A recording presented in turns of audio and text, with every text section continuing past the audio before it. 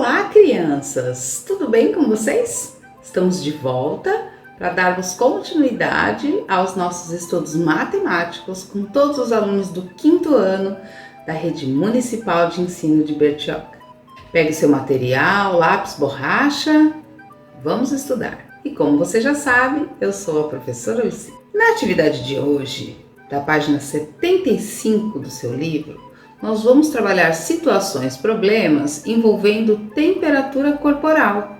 Lembra que nós conversamos na aula anterior que a unidade de medida de temperatura é graus Celsius e que o corpo humano fica em média de 37 graus. Lembram disso?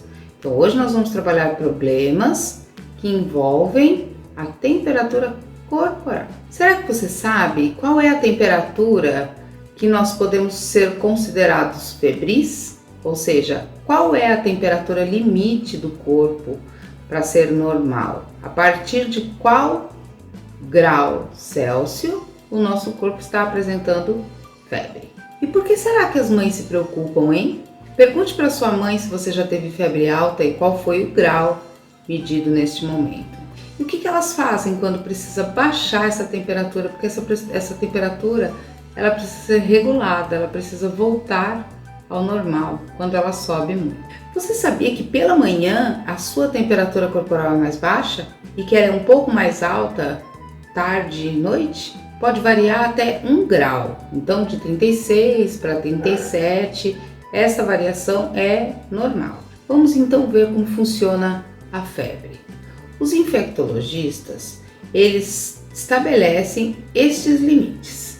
A febrícula, que é uma pequena febre, ela vai do 37,3 a 37,8. Uma febre acima disso, ou seja, acima de 37,8, já não é uma febrinha, é uma febre. Se você passar de 39 graus, já é considerado febre alta. Para baixar essa febre, para o seu corpo voltar até a temperatura normal, os médicos optam, e as mães, por orientação médica, optam por dar um banho, primeiro na criança, no bebê que esteja apresentando febre alta, um banho morno, para tentar baixar a temperatura do corpo. Mas colocar toalhas nas mãos, toalha molhada, na testa, na nuca, nas axilas, também costuma dar bons resultados na tentativa de baixar a febre da criança. A tentativa de baixar a febre em casa, se ela não funcionou, um médico deve ser acionado. Mas agora vamos para o livro. Vamos ver o que diz a questão número 1.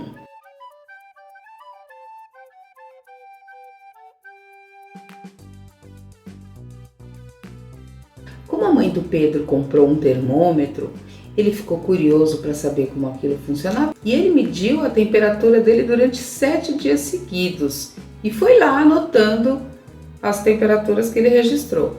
No primeiro dia, ele marcou 36,1. No segundo dia, 36,5. No terceiro dia, 36,8. No quarto dia, 36,6. No quinto dia, 36,7. Depois 37,2 e depois 36,7.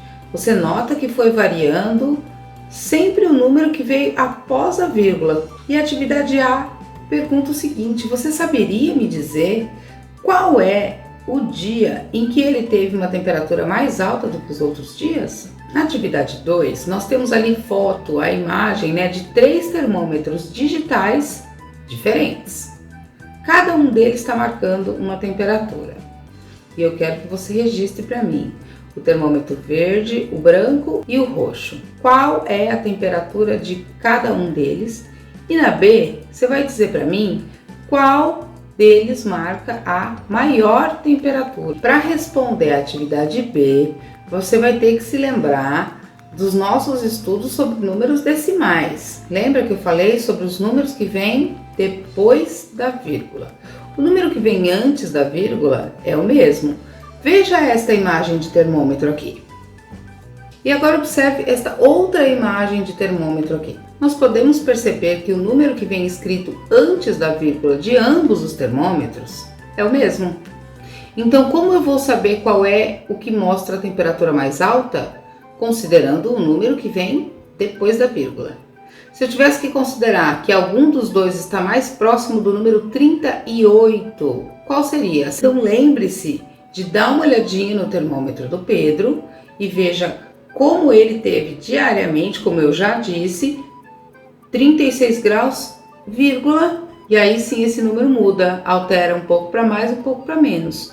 O número, então, a ser observado para descobrir qual é a maior temperatura é sempre o número que está após a vírgula. E lembra que a gente tinha falado de arredondar uma vez numa aula aí passada? Pois é, a pergunta C está te fazendo uma pergunta muito parecida com isso. Se eu tenho lá um dia de registro de temperatura de 36,8, se eu quisesse arredondar, eu diria que essa pessoa está com 37 graus ou com 36 graus? E a letra D diz o seguinte: sabendo que as temperaturas consideradas normais para o nosso corpo são entre 36 e 37,4 graus Celsius, e uma pessoa medir uma temperatura de 37,9, daquelas indicações que eu disse, uma febre branda, né, uma febrícula, uma febre ou uma febre alta.